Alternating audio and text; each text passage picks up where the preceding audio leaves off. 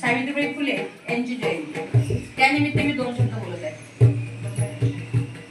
समाजाला जिने दिली ज्ञानाची सावली, समाजाला जिने दिली ज्ञानाची सावली, धन्य ती क्रांती ज्योती सावित्री माऊली, धन्य ती क्रांती ज्योती सावित्री माऊली.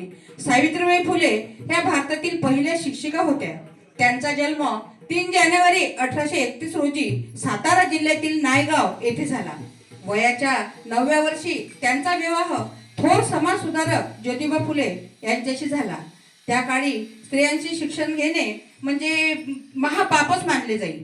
महात्मा फुले व सावित्रीबाई यांनी सन 1848 मध्ये पुण्यात पहिली मुलींची शाळा काढली. ज्योतिबा फुले यांनी सावित्रीबाईंना शिक्षण दिले. त्यांनी स्त्रियांना साक्षर व्हा, निर्भर व्हा असा संदेश दिला. त्यांच्यामुळे आज आपण शिकू शकलो व या ठिकाणी उभे राहू शकलो. म्हणून त्यांचे आपल्यावर अपार उपकार आहे. आधाराला हरवून ज्ञानाचा दिवा पेटवला, आधाराला हरवून ज्ञानाचा दिवा पेटवला, स्त्रीच्या हाती लेखणी देऊन इतिहास बदलला, स्त्रीच्या हाती लेखणी देऊन इतिहास बदलला. असे हा थोर समाज सुधारक सावित्रीबाई फुले यांच्याबद्दल कितीही सांगितलं तरी कमीच आहे. पण वेळेअभावी मी एवढ्यावरच माझं भाषण संपवितो.